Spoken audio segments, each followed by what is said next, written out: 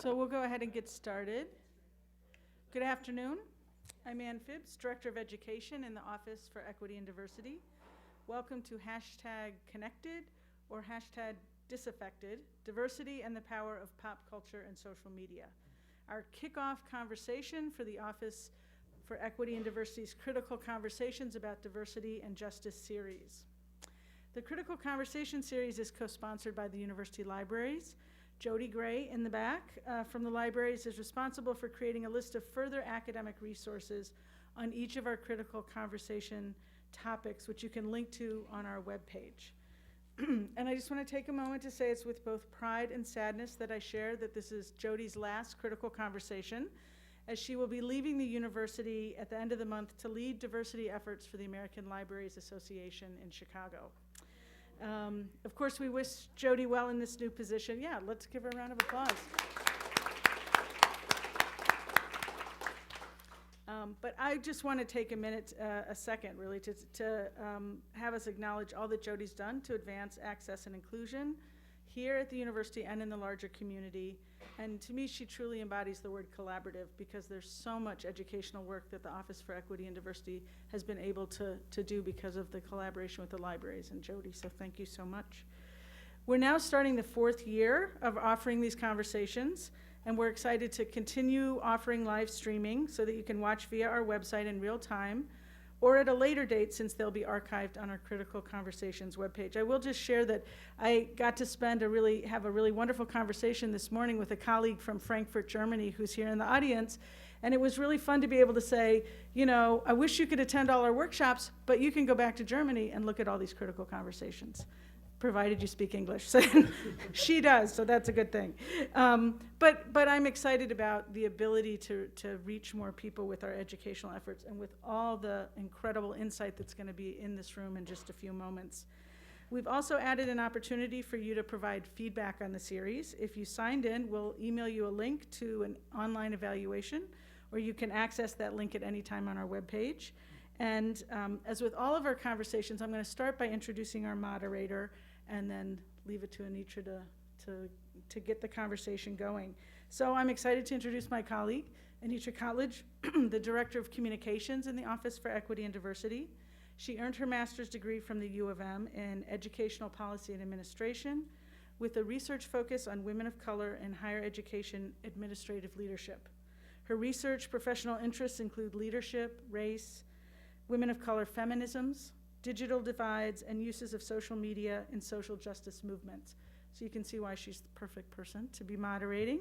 Her writing has appeared in the anthology Click, When We Knew We Were Feminists, and she currently sits on the board of directors for Ananya Dance Theater, a Twin Cities-based contemporary dance company. Please welcome Anitra Cottledge.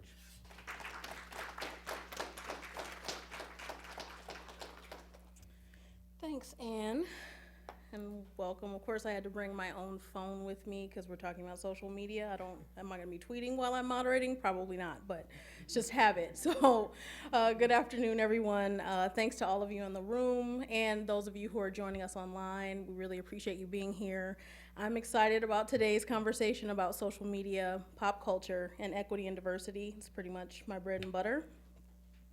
So I'll start off by saying that I actually remember a time when there was no social media. So I'm probably dating myself, but my introduction to email was when I went to college in 1996. And I know this sounds really horrifying for those of you who've always had social media and have always had the internet, but you know, it's hard to fathom a world without hashtags and selfies, although I remember that time, and there were some good things about that time. But I think being able to remember what it was like without social media gives me, and other people like me, a unique perspective. So on the one hand, we didn't have the opportunity when we were growing up to watch the Grammys, to provide commentary on the presidential debates, and to talk about how disappointed we are in shows like Scandal, along with other people all over the world and in real time. And I think that adds another layer to experiencing and engaging with pop culture. So if you haven't done that, like watched your favorite shows along with the Twitterverse, I encourage you to do so. On the other hand, we can also remember a time when things like bullying, harassment, and offensive language weren't further exacerbated by the constant and persistent presence of things like Facebook and Twitter and Vine and however many networks there are now. So social media has expanded our awareness, not only of pop culture, its effect on us and our effects on it, but also of the ever-evolving political, economic, and social justice issues that we've always grappled with. It's changed the way we do activism. It's fun, it's interesting, fascinating, sometimes really frustrating, and very overwhelming at times. And it's full of complexity. So I thank our panelists for being here today to talk about some of those complexities with us. A few business details before we start. In case you're tweeting about this, because this is the perfect conversation for you to be tweeting, you can tweet the Office for Equity and Diversity at our tag, which is DiversityUMN. So if you're on Twitter, that's our handle. And if you can use the hashtag OEDTalk, T-A-L-K, that would be perfect. So all one word, OEDTalk. In a moment, I'll have the panelists introduce themselves and talk about their connection to today's topic. I have a few questions for them after that, and because we want to make sure that there's plenty of time for y'all to interact with us, I'm going to ask that each panelist not respond to every question. So if there's some questions you just feel like a burning need to answer, that's okay. And if you feel like there are others that you don't have great answers for, that's okay too. And then we'll open it up for your comments and your questions. So my first question for the panelists is, please introduce yourself, your work with social media and or pop culture, and why you feel this is an important topic. And any of you can start. I guess that's me. Yeah, we're just going down the line. So I'm Elliot Powell. I'm a faculty member in the Department of American Studies here at the U. My research focuses on really sort of the notions of race and sexuality in politics and popular music, and really in particular sort of Black popular music, to get even more kind of specific, really sort of jazz, funk, and really rap and hip hop. I teach a class here every semester. It's called U.S. Popular Culture and Politics. And part of the kind of main sort of aim of the class, and actually of my research more broadly, is how we kind of understand sort of popular culture as not necessarily being ancillary to, as not being outside of politics, but very much sort of constitutive of politics. It's very much embedded with notions of really sort of the political, and how popular culture is a constantly sort of fluid site that can be used as sort of a mode of resistance, as a mode of critique, as a vehicle of dissent. But at the same time, popular culture can also be a site and be a means to uphold systems of power and domination. So the class traces the 20th and 21st century kind of iterations of how popular culture and politics are very much intertwined here sort of in the US. Thanks. So my name is Jason Buckland, and I'm the LGBT program coordinator at Minneapolis Public Schools. I don't have research or expertise in popular culture. I didn't question why I was invited here, but I'm thinking though, I do get the opportunity to work with a lot of young people in the school system who are involved in activism and organizing, specifically around lesbian, gay, bisexual, transgender issues. And so we do see a lot of work. Nationwide, we've really been able to connect as a community, really advance conversations, and I'll talk a little bit more about that later. Also in the work, we do see, as you mentioned, bullying and harassment, and really what that looks like now in a K-12 system with the rise of social media, with the rise of technology. And we do know that people who experience bullying online often have the in-person experience connected as well. So that's a good indicator. And you had kind of made a joke in the beginning. You had mentioned you remember a time before social media existed. It actually hasn't been around that long. But when it's something as big as it is, it feels like it creates that before and after sort of moment. And so we do know that younger people entering school now, first getting online, that space is just as real as physical space. It's just as to like take our old examples or whatever, going to the mall, being at a baseball game, being at a football game, whatever it may be. That online space is just as real and tangible as physical space. So I really appreciate the title of the event, Connected or Disaffected or Disconnected, because I appreciate that it's a conversation and not a debate, because I think there's really valid points on both sides, and I look forward to a rich conversation. Hi everybody, my name is Wing T. Chan Myri, and I am the Assistant Director in the Women's Center in the Office for Equity and Diversity. As part of my role, I coordinate communications for the center, and that includes our social media accounts.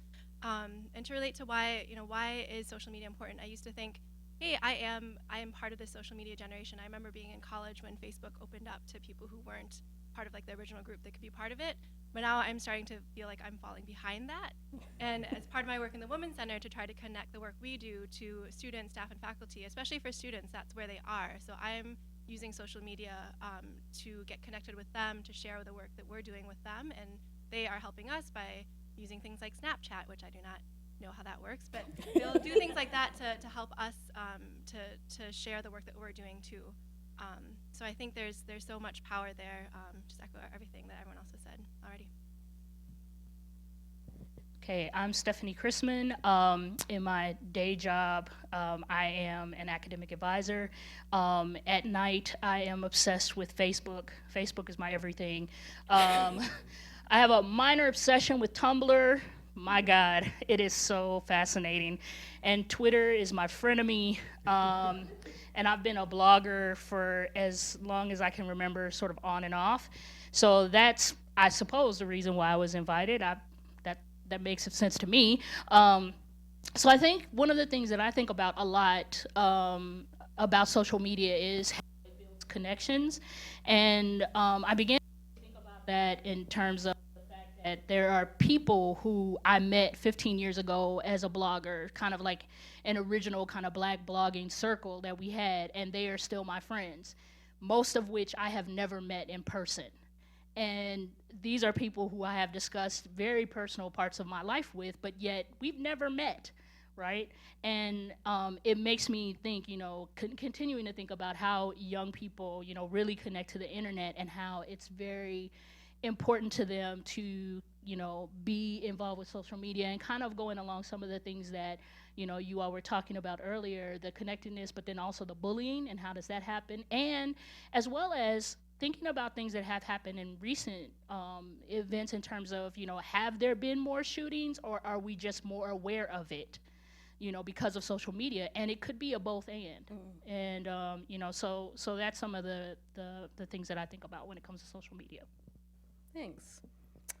So I want to talk a little bit about hashtags. It was really awesome to hear Anne talk about the title of this, and because hashtags, I'm sure, Anne, are not like your jam. You were like, hashtag connected, what?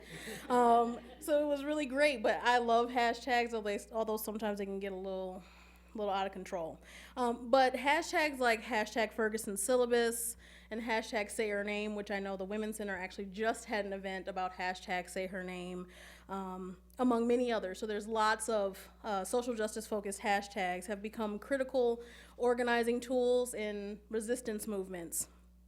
So how have things like hashtags and social media opened up the realm of activism and leadership, particularly for groups and individuals from underrepresented backgrounds? And how can online activism effectively connect to sort of what Jason was talking about, the physical space, to what's happening offline?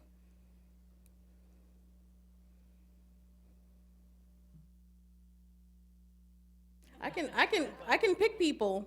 I mean, is anyone just dying to answer this? Jason. Yeah, go ahead. Jump in? All right. I'm gonna start calling right. names.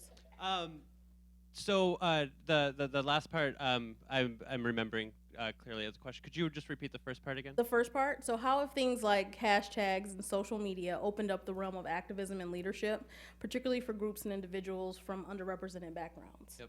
Absolutely. I mean, I think the most obvious and prevalent example right now in most people's minds is Black Lives Matter, and the really strong organizing and conversation that has created, and really the long-lasting conversation and movement building that's happened. I think because it's a hashtag, because it's social media, because it's what seems like a maybe to some of us not tangible or not real space, social media.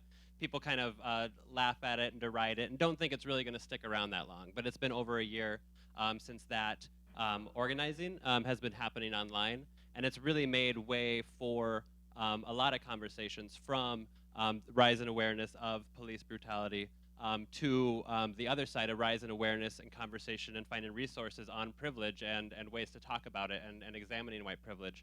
And so I think that one as an example, without that unifying banner or unifying theme or unifying message, would it have gone as far as it has? One way to, I'll stop there and then I'll respond to the second part later. Okay.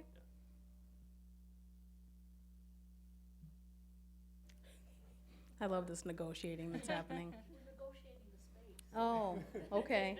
That's what's happening. So to answer this question, I have a bit of a story. So there's an organization called the Yarn Mission. Has anybody heard of it? So I'm a knitter, and I taught myself to knit a couple years ago. And a few weeks ago, maybe a month ago, I was on Facebook, and a friend of mine, we used to do we worked in AmeriCorps together in Madison. She lives in Berkeley, California now. She shared a Facebook post about an organization called the Yarn Mission. And the headline said, when someone asks me what I'm doing, I say I'm knitting for Black liberation. So the founder of this organization, her name's Kiana, she was living in St. Louis at the time, and in response to everything that was happening around Black Lives Matter, she founded this organization called the Yarn Mission. And she gets people together in coffee shops, and they knit and they have conversations about and create anti-oppressive spaces. They do anti-sexism work, anti-racism work. But then they also, like the products that they knit, it's not just a means of self-care and taking back the idea, like who is knitting for? Because when you walk into a knitting store, if you knit, you can kind of picture it's mostly predominantly white women. So besides just doing knitting as self-care, creating these products that they use for fundraising to endorse other community organizations that are doing the work. And so it's just such a neat idea. And I was reading this article that my friend in California shared, who I haven't seen in probably 6 years. And I scrolled down this article and it said, oh, in the Yarn Mission, Kiana is moving to Minneapolis. So I found her on Twitter and I tweeted at her and she said, you should email me. So then I emailed her and she said, hey, thanks, I'm gonna be at this event at Surly Brewing Company. So I went and I met her, and a lot of other people had seen the same article online, and they came because the mission of the Yarn Mission really resonated with them.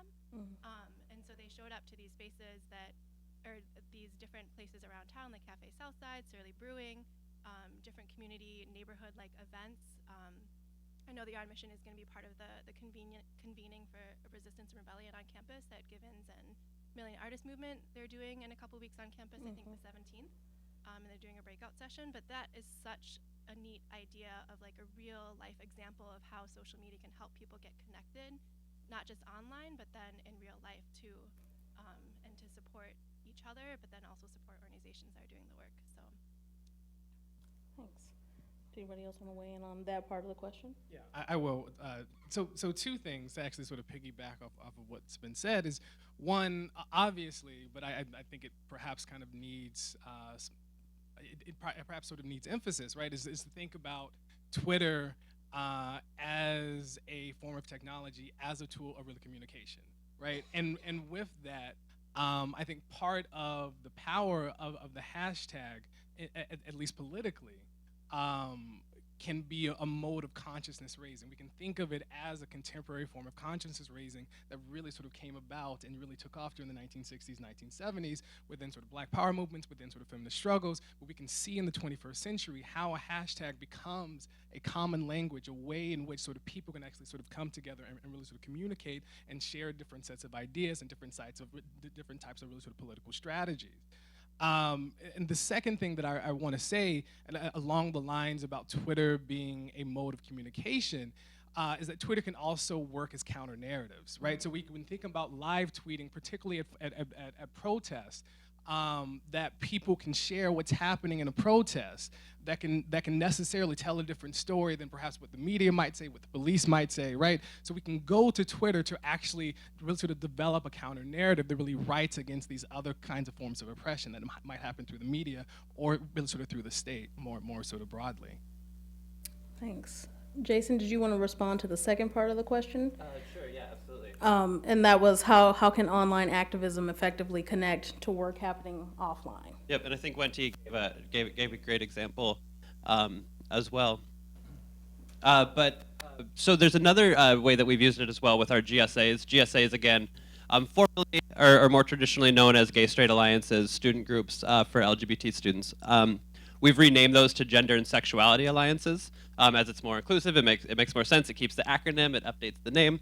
So when I say GSA, that's what I'm mentioning. There's the GSA network, which is a national coalition of GSAs from around the country. Actually, 2013, we hosted the GSA National Gathering here at the U of M. And so we had 100 young student leaders come together here at the U for their annual convening. But we have a hashtag through that organization called hashtag GSAs Unite. And so there's been a number of campaigns and awareness raising. So it could be, oftentimes too, it's been around transgender access, transgender rights for students. Here in Minneapolis, that was used when there was those terrible ads going through the Star Tribune around trans athletics and bathrooms and all that sort of stuff. We had a wonderful young person here in Minneapolis who wrote an article to the Star Tribune about that, those ads and then publishing them, and then students across the country, right, using the GSA Unite hashtag, signed that petition. We had over 30,000 signatures, on it, but it also raised the level of awareness of what that does, increases the voice, and educates people and provides a template for if that happens in their neighborhood or in their area of the world. Some ways to kind of counteract that too. Thanks. I'm going to skip questions a little bit and move to talking about pop culture. So think about a recent pop culture moment that sparked a larger conversation. What role does social media play in helping that pop culture moment go quote unquote viral? And in your opinion, did social media help or hinder understanding of whatever that pop culture moment was? So, Steph, do you want to? Okay, so I have an example really of how, keeping it real goes wrong, but right. So I would say a few months ago, there was a show called Sorority Sisters, and it was very similar to Real Housewives of Atlanta, in which it featured black women primarily who are in Black Greek organizations. You wouldn't know it unless they told you. They didn't show any of the letters or any of the symbols or anything like that. But when it was coming out, and there was a big build-up to it, black, across the country, Black Greek organizations, sorry about that. Black Greek organizations just like rallied. They were just like, we're gonna take it down. And one of their things was like, because of the representation of black women. And so there was some pushback on them, like, okay, well, yeah, this show might be ratchet, right? But then there's also like Real Housewives of Atlanta and Bad Girls and Love and Hip Hop, and like, why aren't we talking about those? And it's like, oh, we're mad about that, but we're really mad about this. So what was really cool about it, was that with this huge, mobilization, they actually got the show taken off. I mean, people were pulling their ads from the show, and, even when they were trying to do all the work on television to say, no, we're trying to do, be positive or whatever, I mean, it got canceled, okay? It got canceled within, like, I would say a month of its first airing, which is amazing. Right? But then silence. So no one is talking about Love and Hip Hop. No one is talking about Real Housewives of Atlanta. And so there was a real like elitist, kind of pushback in some ways from, average black folk that are just like, well, what happened to you? And so one of the things that I find really interesting about that was like, okay, so if they could really mobilize in that way around something that to me was low-level ratchet. I mean, seriously, there's so many other things on TV that they could be fighting against. But if that could happen, if they really wanted to mobilize, why aren't they mobilizing around hazing? Why aren't they mobilizing around elections, gun control? Like for me, that's an example of how Twitter activism, it worked, but what was the long-term kind of ripple effect of that? And it sort of was like nothing. So I think that that's a great example of like how, you know, when people use Twitter as a mode for activism, it can really do some great things. But how does that eventually help the social climate? And I think that that's what I'd like to see, and what we do see overall. But I think that's a great example of how it's used in somewhat of a positive way, but then there's no greater educational, and should there be, I guess would be the next question, should there be something more that comes out of it? But I feel like there should be. So okay, thanks. Who else wants to jump in?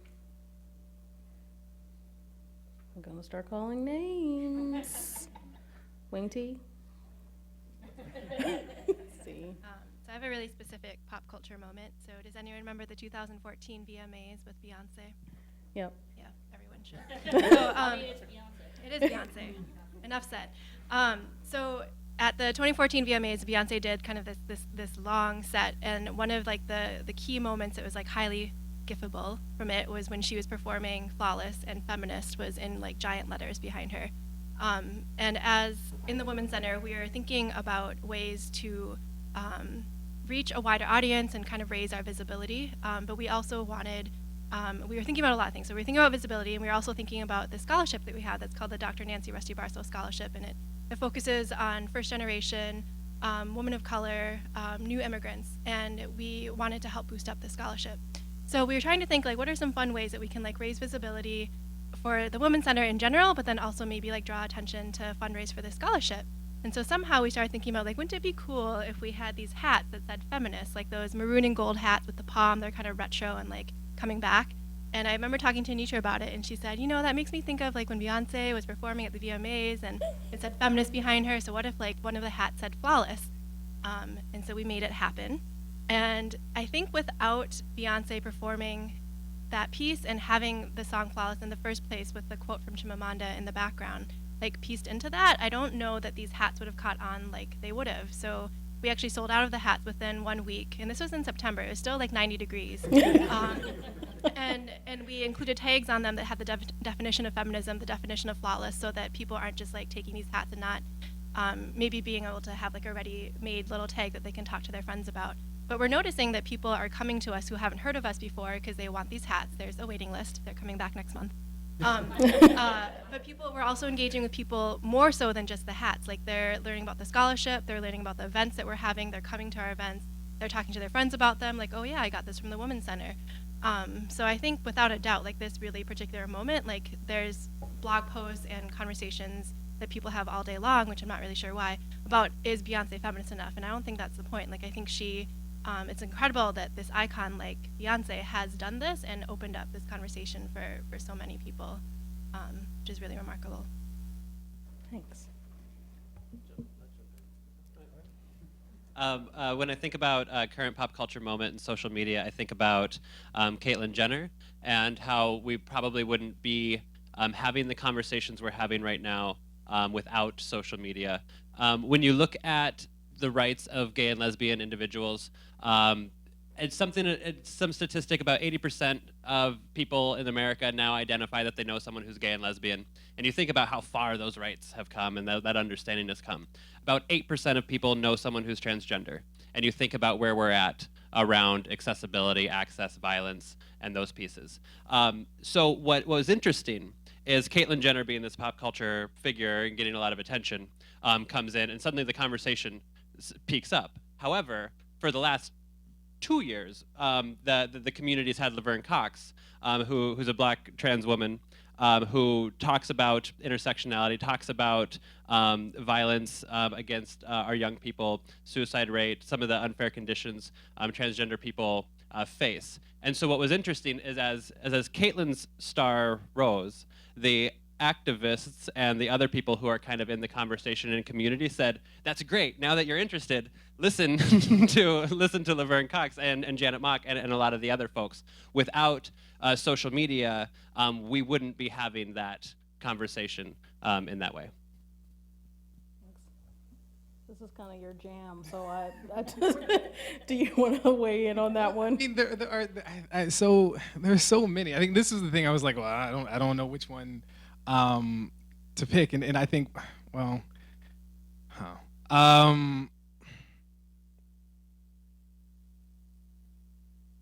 so I'll actually pick two, and I'll talk about them very, very briefly.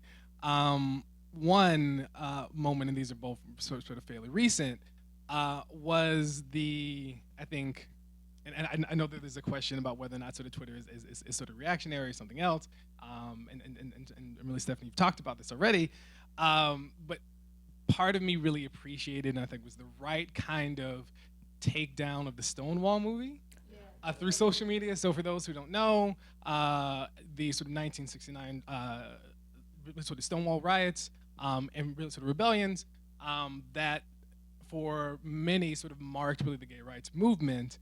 And so there is a movie. I think it was released last month. But not many people saw it. One of the reasons why was because a lot of people, after seeing the trailer, were really upset with how the particular narrative was being actually sort of told. Like that the story of the Stonewall riots, how the riots sort of took place and everything in really sort of New York City in 1969, in a bar that was popular among sort of working class, sort of queer communities and really sort of trans women of color as well. As well as homeless, sort of queer people as well. But the movie on the trailer, in terms of how the trailer was shot, focused on a white sort of middle class man who actually was going to college at Columbia, which is completely sort of made up sort of story. And he becomes sort of the center. He becomes sort of the central character within this particular story. And when people saw the trailer, we were like, this is not the history. This is not what happened. You were completely erasing all the work that sort of queer people have, in terms of queer people of color, have been doing since 1969. You're kind of erasing the figures like Marsha P. Johnson, like really sort of Sylvia Rivera, really sort of like Miss Major, who were central figures within the Stonewall riot, right? And so because of the kind of response from Facebook and from Twitter, and calls to actually sort of boycott the film, sort of the director came out and gave this half-hearted apology and then said this really sort of messed up speech about why he wanted to have a white sort of sort of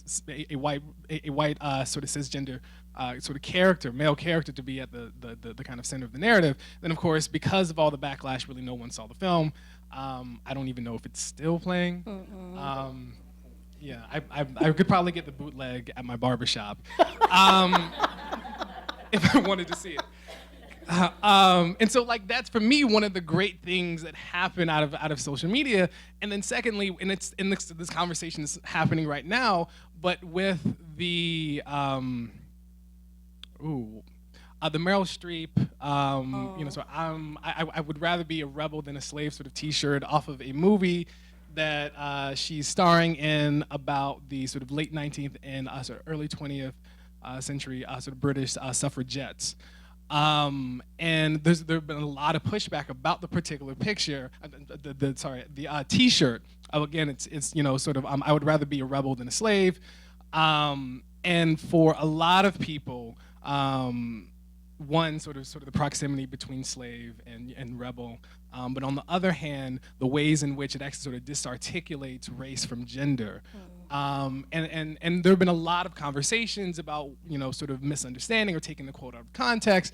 And for me, because a lot of people say, well, it's a film about sort of British women, and my response is like slavery wasn't also a thing for England, right? And also the fact that sort of Ida B. Wells didn't spend a lot of her life trying to talk to British white women about the need to think about suffragists and the way to think about sort of the women's, the way to think about sort of sort of feminism and racism really together, and the pushback that she actually received. So that quote really, again, to go back to kind of Stonewall, to go back to sort of Caitlyn Jenner, the ways it kind of erases the work that people, the way that it kind of erases the work that people of color have been doing for a very, very long time. And so I think Twitter becomes, and Facebook becomes a really great sort of platform to really sort of pushing against that narrative. Thanks. So I'm going to head to our last question here.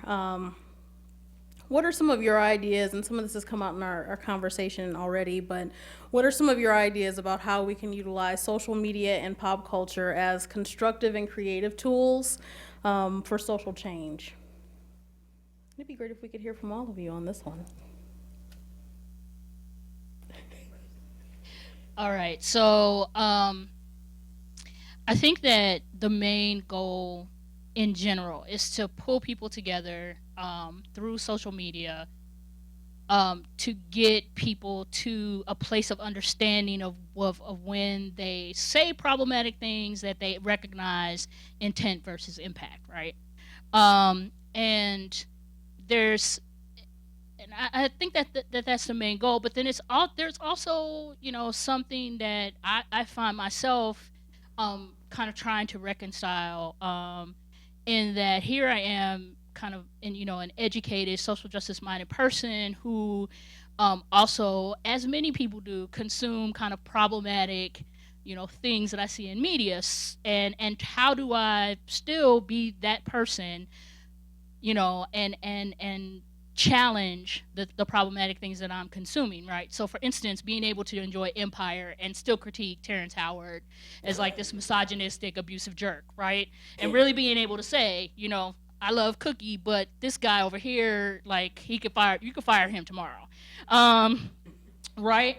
And so what I've been kind of thinking a lot about is one of the things that watching some of the people who I look to as, kind of tastemakers who thought, kind of have great thoughts. Dr. Stacey Patton is really doing some really great work through hashtag Spare the Kids, and really kind of interrogating the understanding of corporal punishment and forced affection, and how those two things, when we enforce those things on our kids, how they end up believing, either consciously or subconsciously, that their bodies don't belong to themselves. So when you say, go hug your grandmother, and the kid is like, no, why do we push kids to do that? Because eventually we're telling them, your bodies aren't your own, right? When we beat kids, spankings, switches, paddles, things like that, what are we saying to kids about their bodies? That violence equals love, and then we can kind of begin to trace, all of how do we get to the point of, situations in which people are killing one another because they don't see each other as human, right? So looking at how do we take ideas and research and making them, as someone said the other day in some other place I was at, making it yummy for people. Oh, yeah. And that was earlier this week. I mean, that really resonated with me because I think that's a really challenging thing to do. The other thing is just looking at, specifically as someone who's been a blogger for over 15 years on and off, and really kind of rejuvenating my own blog, how do I talk about stuff that's in the media today and make it, again, digestible for people? And one of my favorite articles recently was about the fact that Cosmo said that the Kardashians were America's first family. And like, we know that America's first family is in the, 1600, Pennsylvania Avenue. So we don't need to, but that was just like, what the hell? And of course, Twitter sort of took, Cosmo down for that. But one of the things that I thought was probably the best conversation around that was on this website by verysmartbrothers.com. And they said, and they were talking about, if we really are looking at America in the light of school shootings, in the light of, these murders, police murdering, young black people, if we are looking at the consumption of America and all that good stuff, one of the quotes that I thought that really stood out was, if our first family is supposed to be an accurate representation of the American people, who'd be a better choice than this absurd, problematic, and inexplicably wealthy crew of bad rapper-enabling Instagram mavens from Hidden Hills, California? Who'd be a more appropriate leader than the dangerously opportunistic Chris? And who'd be a more effective diplomat than the aggressively and impressively vapid Kim? And I thought, yeah. You know, like if we're really looking at the things that we should be really attacking and we're not, you know, then this is America's first family. And this is how people who are our allies see us. And I think that that is both a depressing thing to think about, but also a charge. It is a charge for us to begin to say, there is no way another magazine could put them on the cover with that title, and we would agree with that, right? Thanks.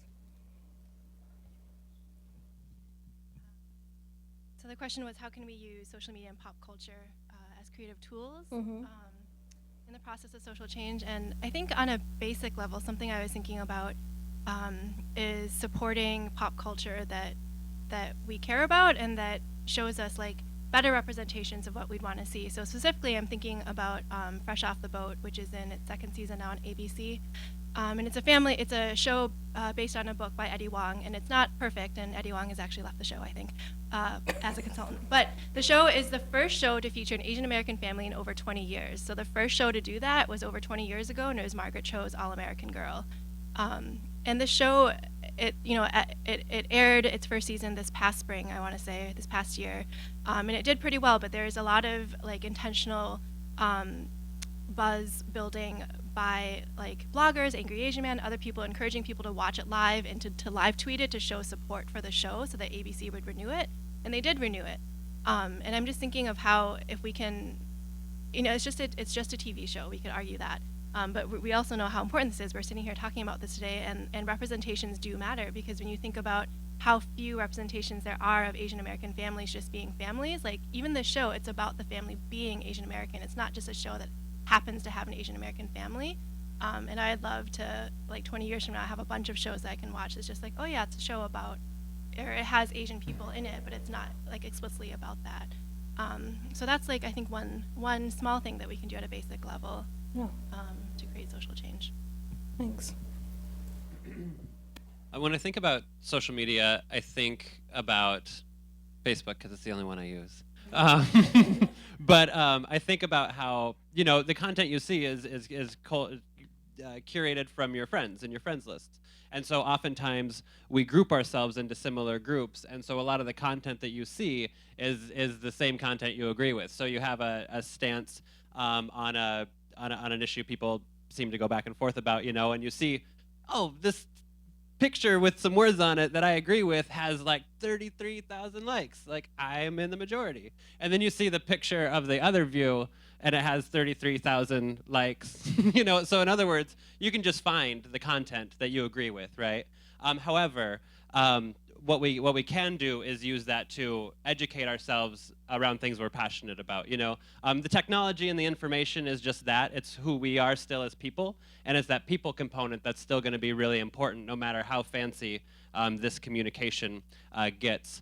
One of the things, going back to Black Lives Matter, when that was coming out and a lot of the conversations were starting, and especially conversations on privilege and white privilege, there were a lot of people in my friend circle that were like, yeah, I agree. I'm also hearing this for the first time, and now I don't know what to do, you know? And that sort of sentiment. And if that sort of sentiment just lives online, that's not really helpful, you know? And so what, one day, I think I just put out on there one day, I was just like, hey, anybody that just wants to like come over and talk about this and anything else, like let's just talk. Like people. So it's not necessarily creative or a revolutionary idea, but it's one to not forget as we get larger and larger systems and more information. Like, how do we take that massive information and really bring it back down to the micro level and the immediate person-to-person level? So that would be my piece. So like Jason, I'm actually only on Facebook. I'm not on Twitter. A lot of people. So there's a long. Well, it's one, I'm still kind of bad with technology, and I would think if I had a Twitter account, I would like tweet once every month or 2 months, something like that, because that's now what my Facebook has turned into. But that being said, I do follow without following people on Twitter, and so I'm going to sort of make a citation to someone who's on Twitter, whose work I think is really fantastic. It's Dr. Brittany Cooper, who co-founded the Crunk Feminist Collective, and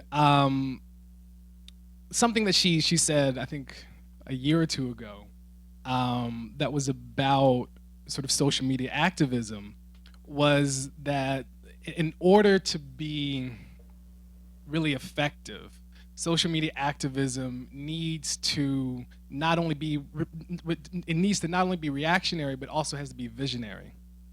And that's always kind of stuck with me, that part of what's been happening a lot with Twitter is that it becomes very sort of reactionary. Something happens and then sort of Twitter reacts. And so the goal now is to, and I think Black Lives Matter is really doing this really well, is to make it sort of visionary, to actually have a platform, have a vision, and not wait for something to happen, right? Because the whole notion about being reactionary only happens after the injury has already occurred, right? So when you have a visionary understanding of social media activism, you can stop that injury from happening again. And I think Black Lives Matter, I think sort of Black Lives Matter is really doing that. And so that's I'm kind of using what she said, but I think that's really sort of the creative sort of mode that I think social media can take, is to be visionary in really sort of interesting ways. And like I said, we can already see that happening. Thanks. I think one thing I will say in response to what you just said, Elliot, was I think social media is really young and we're still learning. Well, how do we use this? What are some rules for how to use this? What are some best practices? So I think that emergence of being visionary is something that we'll continue to see more of, and not just the reactionary, like, oh my God, did you see that, Urban Outfitters did yet another cultural appropriation outfit all the time. Right. And so I think we'll continue to see more of people being very intentional and more visionary and more strategic about how to use both pop culture and social media. So I want to give a round of applause to the panelists, if you'll join me. And we want to open it up for some comments and questions. Anne is going to grab the mic, and so if you want to raise your hand, she'll bring the mic over to you like Phil Donahue. Or Oprah. Or I wondered if any of you could address the role of having organizations behind social movement. I mean, you started to address it with Black Lives Matter. I think the reason it's around is there's organization, there are people. And I've come from the NGO world. I've done a lot of advocacy. And similarly, social media is new, and it's a great visibility and awareness tool. And I was thinking about what you said about the TV show. It sounded like that was an organic movement, and I think that it doesn't go on to anything else, because my feeling is there has to be organization, there have to be people, strategically thinking about this and working at it, and it's a long process. So I wondered if any of you would be able to kind of address the role of, having people really intentionally thinking about how we're trying to move a movement along through social media and pop culture.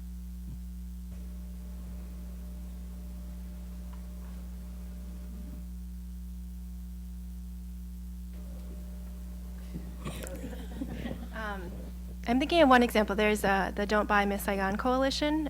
So it's a coalition of activists and educators and artists here in the Twin Cities. And what they did, I think it was 2 years ago now, the Ordway in St. Paul brought Miss Saigon back for the third time. They had showed it twice in the 90s to a lot of protests, a lot of community discussions, and then just brought it right back again. And I think the director said something like, well, we invite you to come to the show so it can provoke some emotions and some feelings in you.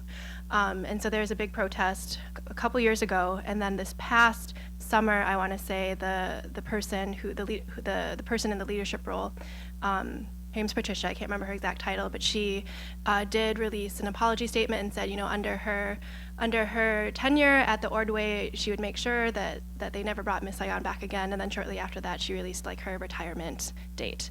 And so I know that I saw on Facebook actually that the coalition met again, I think a couple days ago, to talk about next steps and how they can continue building this movement. And so they saw that as a victory that Patricia, this person said this apology, but what can they do to make sure that the Ordway never does this again? And not just the Ordway, but I think there was a theater in New York City that was going to put on a production of The Mikado in the past month or so, and because of organized protests, they canceled it and issued an apology. But again, like how can the work of like something like the Don't Buy Miss Saigon Coalition, they're continuing to do the work to make sure that like we just stop having this and that we're not doing this again for another 20 years. And so I think that's really cool that there are people that are doing the work and that it's not their everyday job, but they're finding time to connect with each other and bring in resources and draw in college students. I know there's students from the U who are part of it too, which I think is awesome to see, students and young people able to get engaged in it earlier because of social media, which I definitely did not have. Two quick thoughts on that. Who's familiar with CC McDonald? Some hands.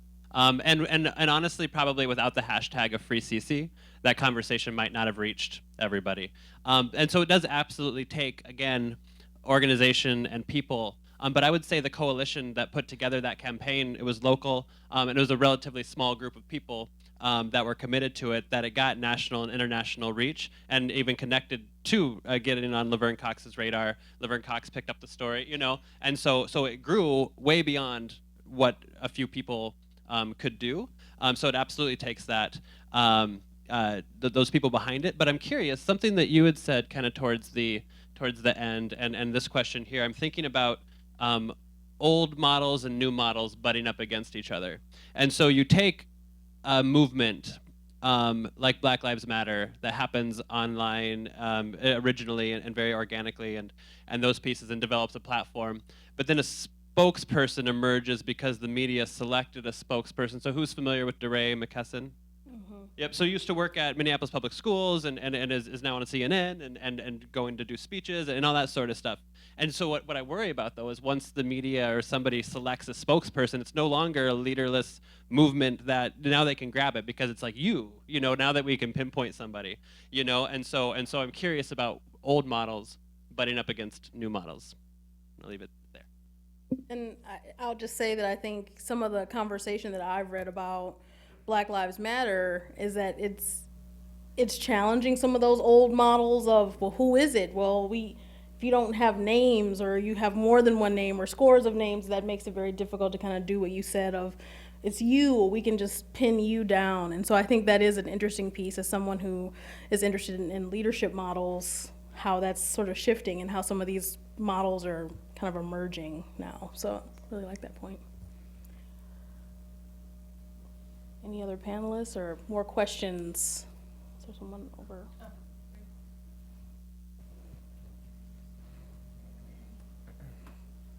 Thanks. I just had a question. I know this was mentioned a couple times, this idea of people or organizations or TV shows doing work in the right direction but not being perfect. And I'm wondering if you can speak to essentially how much can we expect from pop figures and icons in setting an example, and can we expect them to be role models and use them to forward movements? Or, you know, where do you draw the line of this person did this thing that's great, but they also said this thing that's really problematic? And I like how they feel about gay marriage, but they're not a great ally, you know, that sort of scenario.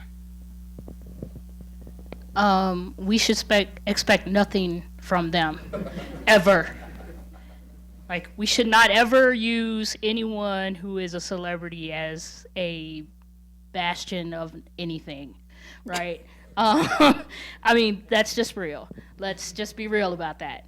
I think that, you know, we have to start there, because I think that's one of the things that becomes really problematic in terms of trying to, you know, like, for instance, we talked earlier about suffragette, and like, everyone, you know, is passionate about the main character, what's her name? Meryl Streep. Yes, everyone loves Meryl Streep. You know, she's just amazing, but why put that shirt on, right? So that just should tell you right there. It's like, we can't expect that. What we need to be expecting is mostly of ourselves and really interrogating our own consumption around problematic things. And that's the thing for me that I'm always interrogating about myself, because I love ratchet TV. I do. I love Love and Hip Hop. I love Real Housewives of Atlanta. Empire is my jam. All of that stuff, right? But every time I watch it, I have to watch it with a lens that says this is not a good thing. And I have to be able to explain that to someone who's younger than me that I care about, like maybe my nieces or my nephews, right? And explain to them why this is problematic. And also be able to check myself on my own biases, my own prejudices, the things that I'm working through. Because none of us are perfect. Even those of us who are, you know, again, going back to educated, social justice-minded people, you know, comedy is the way to let off steam, you know, and also it's the way to laugh to keep from crying, right? So we have to be very aware of our own stuff and really continue to interrogate our own stuff. But we should never, ever, ever, and I'm gonna underline that like 500 times, look to people who are celebrities to be anything other than celebrities.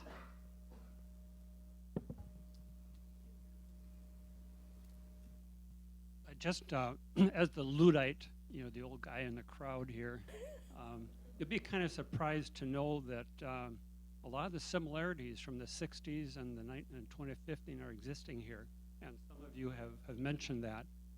It really wasn't that difficult back in the old days to mobilize people. I remember when Martin Luther King was shot, 5,000 of us white people marched down Plymouth Avenue, the black community, to say this is not what we believe. I remember the first Walk for Development, the revolutionary fundraising thing that would raise awareness, where people walked and raised money. First year was 5,000 people, second year is 20,000 people, and set off a whole kind of movement. The army of Be Clean for Gene McCarthy, who stood up to Nixon and Humphrey, and that army got Gene McCarthy through a primary and shifted the whole movement to the presidential race. So mobilizing isn't really that much of an issue, and I can guarantee you 15 years from now, Twitter, hashtags, all of that will be gone and be replaced with something else.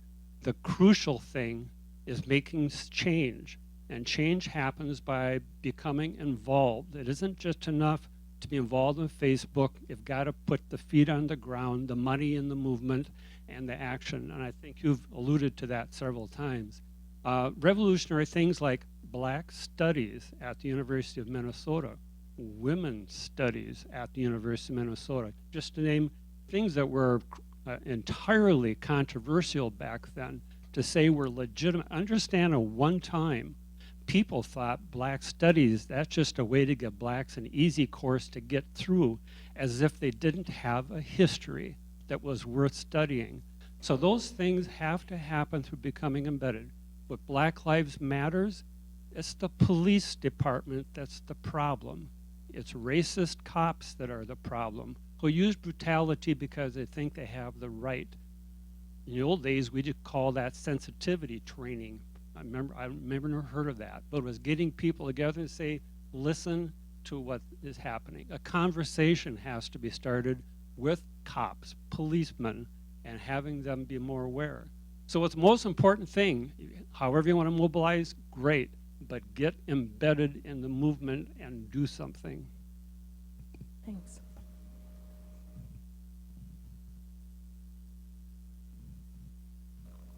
More questions? Got plenty of time.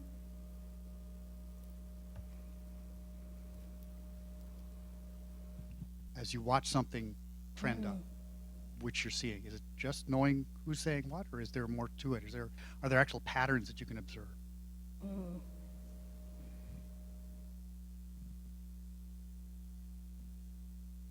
Oh, do you have an answer to that one? No, I wanted you to, if you could, because I think it's a really provocative question, but could you restate it again, or basically say it over again? Sorry.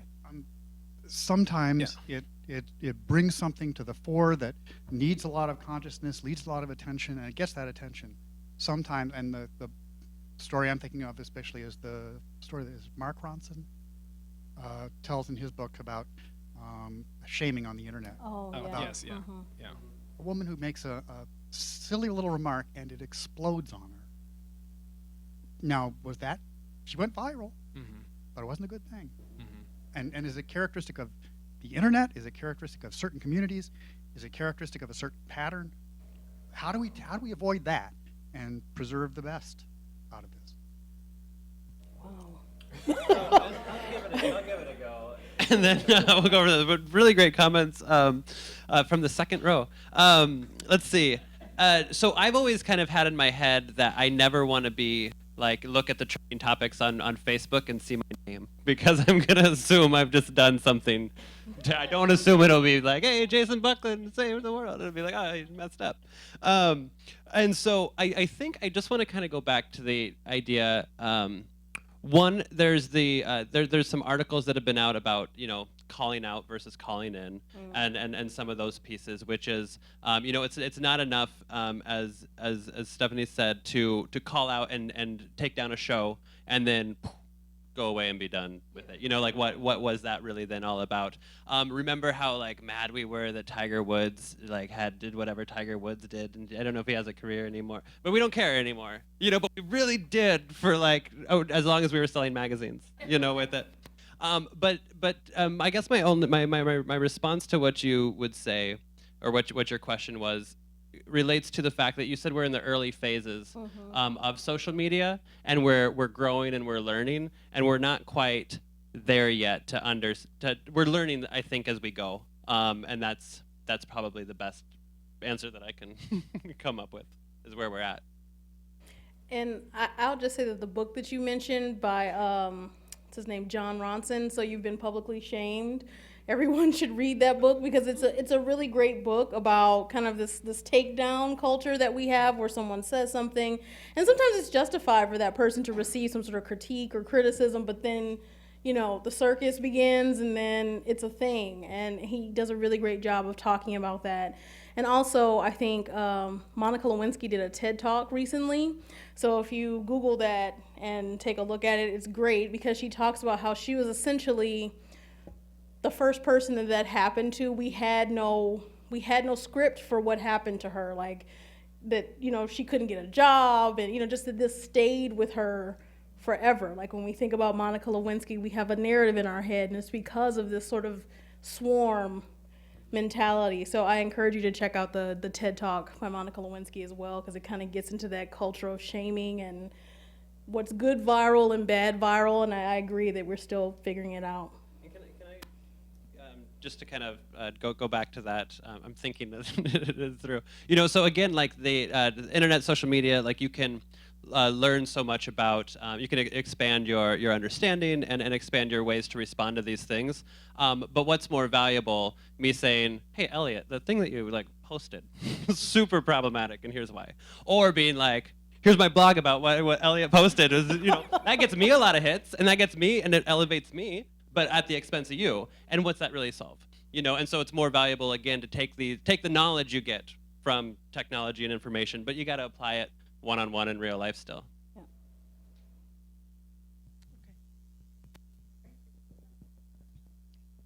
Well, all of what we're talking about relates to some of the work that I've been doing around the nation, and that is talking about the word ally. Which is interesting. I work with a lot of federal employees, and I will part of my training is to talk about allies and what they are, and a lot of people don't even know what an ally is. I'm just totally amazed. So I think really moving on that issue and getting people to be champions, like you said, all the 5,000 protesters that happened in my generation, really will help facilitate some change. Thanks. Kind of talk just really quickly. I appreciate what the gentleman behind you said about, getting on the ground and all that. And I think what's great about that is, like, listening to you, I'm like, yeah, and some of those same issues that you're talking about, like we have today, and how fascinating that is, right? So it's not as extreme, but it's still there. And I think that that's one of the great things about kind of intergenerational communication, which I think is sometimes missing from the new space of Twitter and Facebook, is that having, I have my grandparents who can talk to me about what they experienced when they lived down south. But there are a lot of people, younger people than me, who don't have their grandparents anymore, or their grandparents are like my age, right? So I never lived in a time where, where brutality was like the daily thing. Like, I never lived in that time, right? So I think it's great that, and I think that's one thing that maybe we as kind of like in between a younger generation and older generation need to think about. How do we bring our elders onto these spaces so that they can talk to young people? Because what they will find is that they are living very similar experiences, maybe not as extreme, but some of the same things that you're talking about, people experience today. And then the other thing that I wanted to kind of talk a little bit about was, like, what you mentioned about going viral. It's like, well, isn't that the kind of the crux of citizen journalism, right?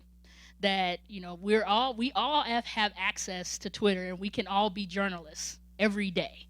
And so that is, do we take that away, or is that a great thing? And I think it's a great thing. However, I do also agree that it can be problematic. And so, and I don't know what the answer to that is, about how do we stop the kind of frivolous stuff like Justin Bieber's pictures. That's gone viral, right? Who cares, But for hundreds of thousands of people, apparently that was like the greatest thing that ever existed, right? But then because we're talking about Justin Bieber's pictures, we're not talking about something that I think is important. I don't know what the answer to that is, but I think that that's sort of the crux of citizen journalism.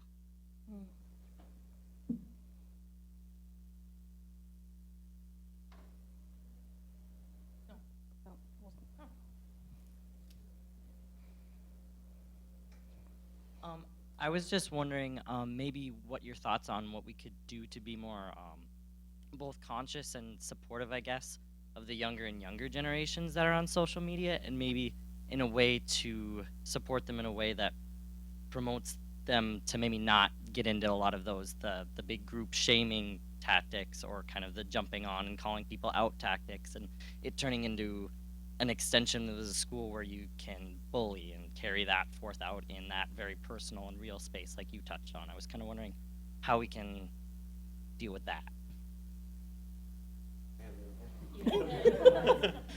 No, I think there's a lot there, and thank you for raising the question. I think ultimately, to do the whole "be the change you want to see" sort of thing, we got to be role models, for that. So that's like the easy one, right?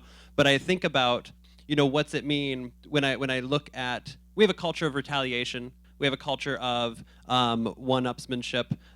We've got all of our reality shows are like, you pointed I was watching Mob Wives or something. You pointed a butter knife at me, and then it's like dun dun dun dun, and like commercial break, and like when I come back from this commercial break, like and that's our culture. And then we see all this sort of call out stuff. Right now, we have a presidential election, which is going to show and exhibit a lot of bullying and a lot of like really poor behavior from people that are supposed to be our role models.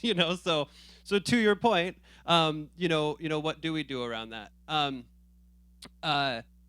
And one thing that we've seen happen in a lot of schools, so if you work with student groups, if you work with school groups, we'll have GSAs do, Be Kind Online campaigns, or you can come up with a cooler title that like kids might get into, but it's a Be Kind Online sort of thing. And what does digital citizenship mean? And so what they can do, in the same way that if you are an upstander to a bullying situation. Maybe you're non-confrontational and you see something happen, and in that time you don't know what to say or you don't know how to stop the situation. But afterwards you can be like, hey, you know that thing that happened to you? I saw that happened. I'm really sorry that happened. You know, you can encourage the young people in your life to either speak out against negative comments and not get involved. Send private messages to just say, hey. But yeah, we've launched campaigns where people intentionally look for people that are being harassed online and send them supportive comments, supportive messages. As the person who's the target of those behaviors stops responding to the negative ones and sees the positive ones, you know, not always, but sometimes those negative comments stop coming. So I would say role model, putting together some sort of campaigns. I think the really interesting thing with young folks right now, to make a tangent, we're all talking like Facebook, and they aren't on Facebook because we're on Facebook, you know. But the other piece too, and this is just, I have no research, but it's just a thought.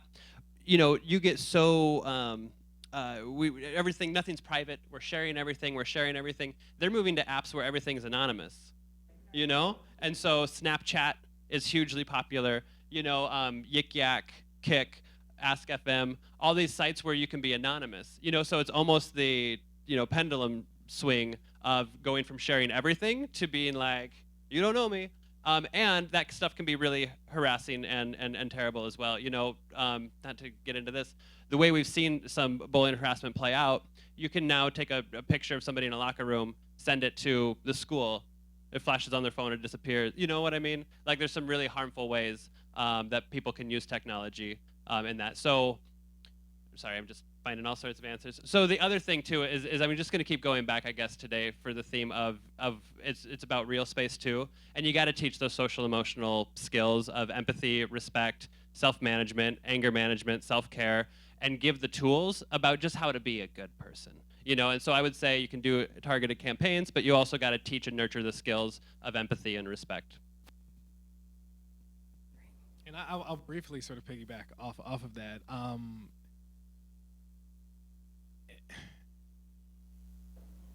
I think there's a way, because I think I might be sort of disagreeing a little bit with the panel for the first time,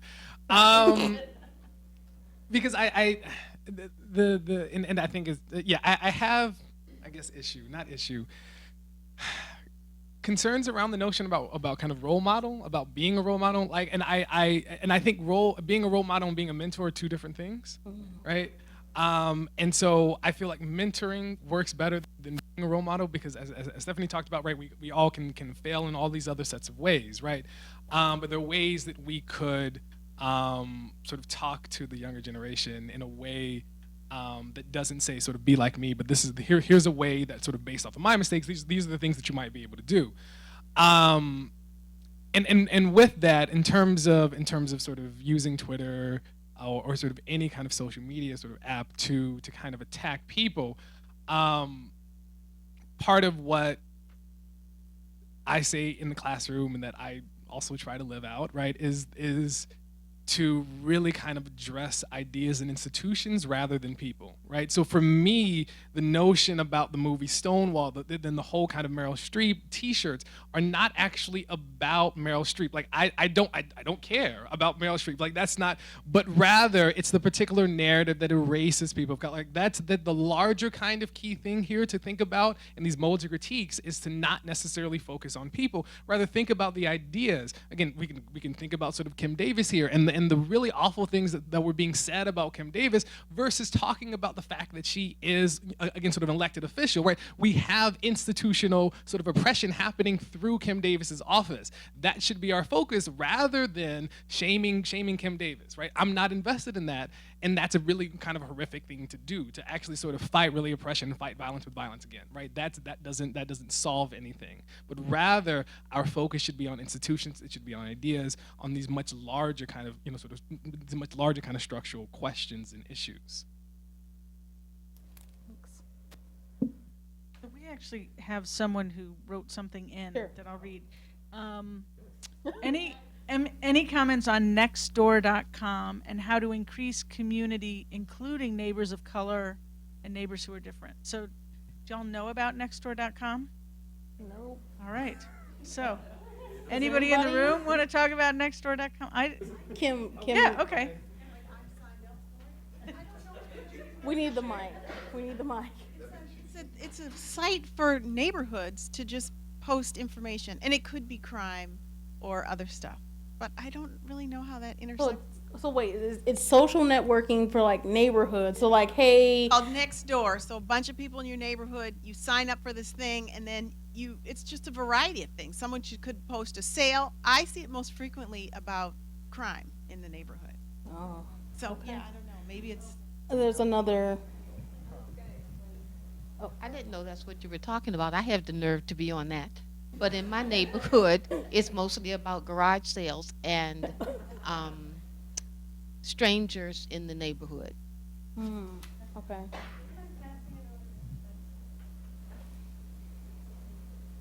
So I'm working with the city right now, and there's a lot of controversy on about Nextdoor because it's supposed to be more of like a forum where you can post about crime or if your dog's lost, whatever. But and the aim is to get more underrepresented communities and individuals involved.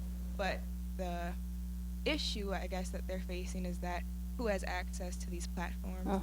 And so, if you're trying to increase access, but the people you're aiming for don't have it, then I guess how does that? So maybe that's what the question was, is increasing that, I guess.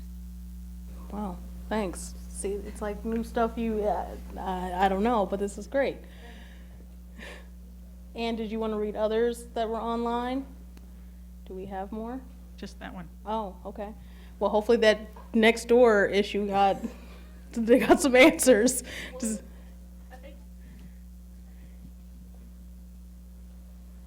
Well, I think what we didn't talk about was the digital divide. Yeah. Like, we didn't talk about that because there's an assumption that all of you have access, right? Yeah. Everyone in this room has access, especially if you work at the U, you're a student at the U, but that doesn't mean that everyone in Minneapolis, St. Paul has access.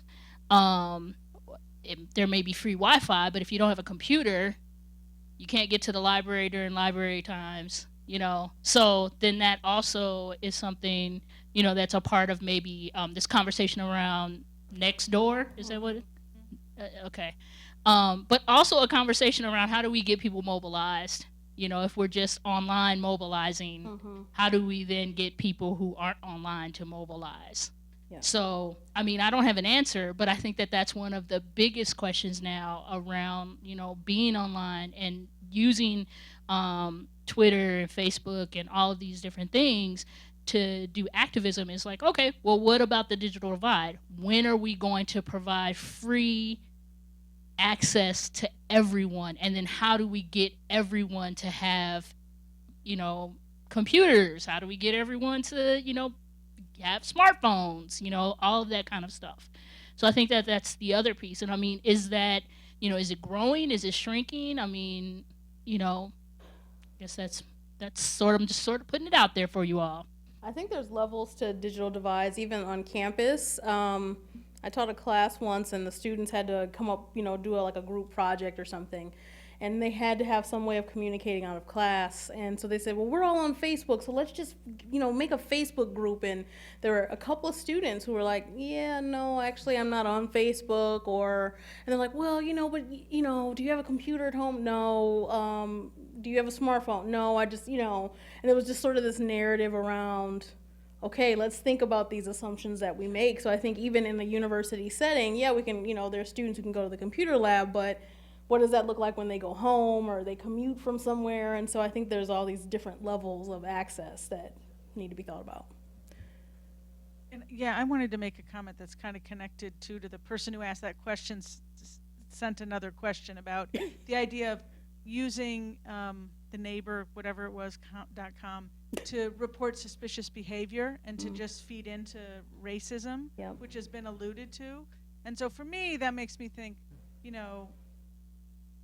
if social media can be used in really wonderful ways for resistance and activism, what are some of the ways that it actually also causes us to be less inhibited about bias, about racism? So I might not go up to my neighbor, me as a white person, and say, hey, I saw this black man in the neighborhood, but boy, if I send it out, and not that many people know who I am, maybe I'm more likely to make that statement, right? So are there ways that social media works against some of the face-to-face stuff that inhibits us? Maybe that's good or bad, right? But in terms of bias, does that question make sense? Yeah. Do one of y'all wanna? Yes. I mean, yes, people feel like they can say anything they want on the internet. I mean, I guess that's and that's a fascinating phenomenon, that there's, a lot of Twitter gangsters out there who just like anytime they want to say something, they say it, and and then that kind of going back to like going viral, getting a lot of followers, that then becomes problematic because then a group of people are like, no, you're wrong. And then it's like, but going back to what Ellie was saying, we're not even talking about the real issue here, so it can be a very distracting, way to get people away. I mean, comments like, on posts, don't read comments. Everyone says that because there's always someone there who's like, I'm going to derail the conversation, teddy bears are nice. Yeah, but teddy bears, it's like, and then you're like, what? Yeah. So, I mean, yes, that is a problem, but I think it stems from the fact that we don't want to talk about those issues in person. It is very hard for people to come together to talk about racism because everyone is afraid of talking about racism. So, like, the people of color in the room don't want to be triggered, and the white people don't want to be called racist. So then they get online and they talk about it, but not talk about it. So I think it's actually just a representation of what happens in real life. Yeah. And I was thinking of just one more thing of, say, all the rape threats and sexual violence threats against some of the activist women on, that I wonder if that's kind of brought out the threat of sexual violence in a way that I wonder, are men as likely to say to a woman to threaten that kind of sexual violence in person as much as online, and in that online threatening exposes a kind of sexism that's so profound and deep. Just another thought.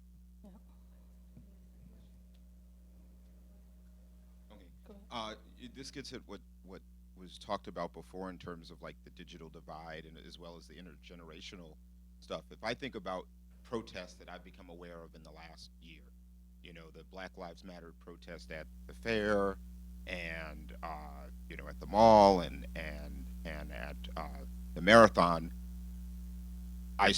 they were on the news, but they were mostly, I became aware of them on Twitter and Facebook. Mm-hmm. And so thinking about if you're not on social media, how do you know about those things? And then does that impact your ability to show up if you want to show up? And so what does that mean about who is active in these, is it mostly young people who are always on their smartphones, or does the, 60, 70-year-old woman who would like to go, but, however they learned about protests and stuff back in the day, they're not having those same opportunities. And so what does that mean about who's actively participating? And then kind of related to that, what does it mean to even be active? Mm-hmm. If I post, am I an activist because I posted or I use the hashtag Black Lives Matter, but I haven't gone to a thing, and so, I think the bigger question is how do you share information about what's going on if the primary ways it seems now is social media and not everybody's on it or checking it every day like some other people?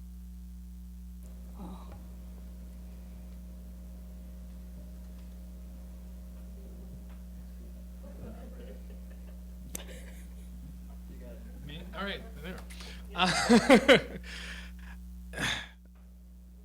The multiple parts of that really great question.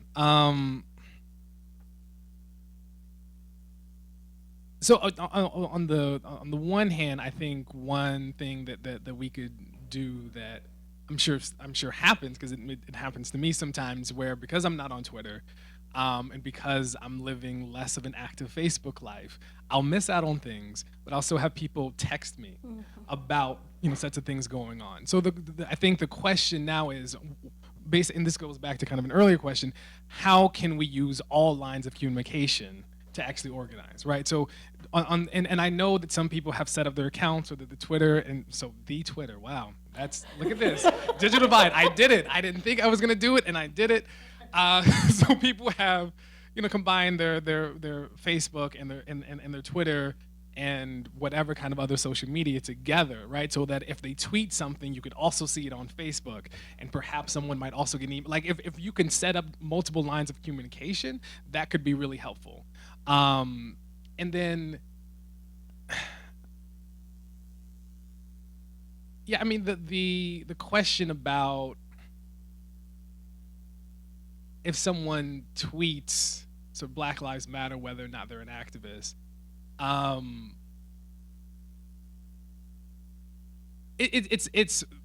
speak for myself. It's a difficult. It's kind of a difficult question because my knee jerk is to say no, but I also don't want to police the kind of many ways that people can be activists, right?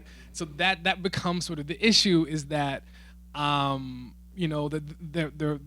are and there have been multiple sets of ways for people to be active, for people to protest, for people to resist, and all these other sets of ways, right? So like in my own work, I talk about the activist work of John Coltrane without actually being sort of labeled an activist and actually sort of being involved in organized protest, yet he was able to inspire many people during the civil rights movement through his music, right? So how can we think about his particular set of activism that isn't legible as activism under our conventional understandings of such, right? So this becomes, for me, the way in which we can think about social media and think about how people are either sort of using sort of Twitter or Facebook as consciousness raising, and go back to something that I brought up earlier, who might, for a number of reasons, maybe sort of issues of sort of ability, might not be able to be active in terms of on the ground in these other sets of ways. So we have to kind of think about how can we open up access to, and this goes back to, I think, sort of opening up sort of communication is also about opening sort of these multiple levels of access of activism.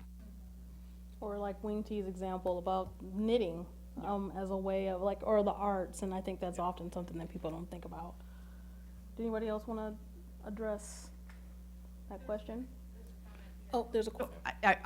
I'm old school, so I would say it's exactly what you were saying. Social media, if you're actually talking about a movement, it's just one tool, and you would still use all the door knocking. I mean, that's why politicians go door to door still, and also invest in social media strategies. And in thinking about engaging people in activism, I think you look at there's a whole level that people will engage in if you're looking at direct action organizing. And so maybe somebody's just liking your page and following you. That's great, because maybe along the line they'll come to a meeting or they'll come knit with you. But any movement is looking for lots of different entry points, not just the people who are going to show up at a protest, but other things, because people have different personal, ways of engaging that they feel comfortable in. So I think social media is this incredible tool. And I will say, having lived in the years where we didn't have this, we always had to go to the media. If we wanted to get a message out, opinion pages, letters, a news story, and now you can build a constituency for your issue, your interest, your movement, without the media. It's still important, and we still work with them, but think of how many people you can reach and who really care about what you care about without having to worry about trying to get some reporter interested in writing about it. So, I think this is fascinating. I think it's got incredible power, but there's still that, for many of us working on less popular issues, it's still kind of day in, day out, kind of pushing it forward. So anyway, sorry for that. No, thank you. We are at time, so I want to be respectful of people's time, and I also want to thank again our panelists for a really robust discussion. So I'm sure, well, I can only speak for myself. I'll be around for a little bit, and some of our panelists might also be around, but hopefully they've sparked some interesting ideas for all of you, and they certainly have for me. So if they're around, feel free to approach them directly, but thank you again for coming.